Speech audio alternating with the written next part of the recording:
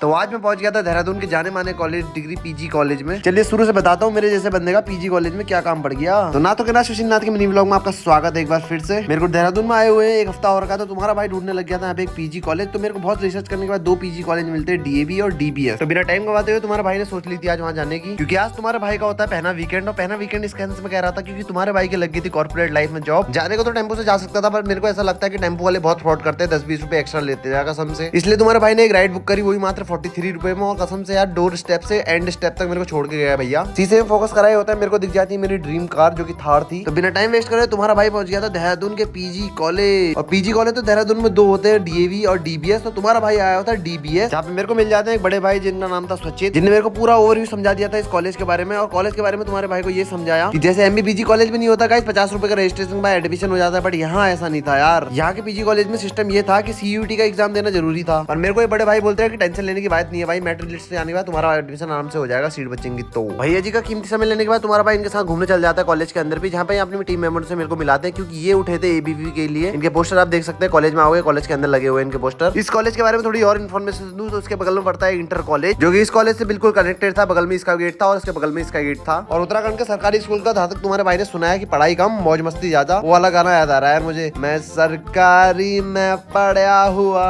और इस कॉलेज में बच्चे आप लोगों को इसको नहीं दिख रहे होंगे क्योंकि 20 तारीख तक छुट्टी पड़ रखी है ना, गर्मियों की छुट्टी पड़ती है यहाँ पे दबा के। और कॉलेज की लोकेशन बताऊं तो कॉलेज की लोकेशन आपको मेरी डिस्क्रिप्शन में मिल जाएगी, यहाँ पे कैसे बताऊं यार अब। और इस कॉलेज में जितने बच्चे पढ़ रहे हैं, जितने बच्चे एडमिशन लेने वाले हैं, तो आप लोगों के पास ये वीडियो व्लॉग पहुंचा है तो एक दिल कमेंट सेक्शन में लिख के जाना। और कॉलेज तो तुम्हारे भाई को अच्छा लगा, इसकी मेंटेनेंस बहुत बढ़िया करी थी, बाहर से भी अंदर से भी। और मेरे तो आज कुछ फायदा हुआ नहीं, क्योंकि यार कसम से ना रजिस्ट्रेशन हुआ ना मैंने यूट्यूब का एग्जाम दे रखा है। अब देखो भगवान भरोसे हूँ। मायूस तो तुम्हारा भाई 2% भी नहीं होता है। मैं यहाँ से जा रहा था घंटाघर, क्योंकि मेरे को देखनी थी पलटन मार्केट। मेरे को रास्ते में मिल जाते 2 महान व्यक्ति। इन महान व्यक्तियों का नाम मेरे को कमेंट सेक्शन में बता देना, क्योंकि गलत बोलने से अच्छा तुम्हारे भाई ने मेरे को पता ही नहीं था। आप लोगों को पता होगा तो आप बता देना मेरे। थोड़ा सा आगे ट्रैवल करा होता है, मेरे को दिख जाती है खतरनाक सी पेंटिंग। समझ रहे हो ना गाइस, ये उत्तराखंड की कैपिटल क्यों है? क्योंकि जिस एपड़ को हम अपनी दिल्लियों में मनाते हैं उस एपड़ को तो यहाँ टैंकी में बना रखा था यार। फिर मेरे को इसके बगल में दिख जाते हैं कुछ एरोनॉट्स जो कि जमीन में उड़ रहे थे। कुछ देर बाद मैं घंटाघर तो पहुंच ही गया था, पलटन मार्केट में भी मैंने कदम रखी दिया था। तो इस मिनी व्लॉग का पार्ट 2 भी आएगा पलटन मार्केट का, तो stay tune, like share follow comment okay.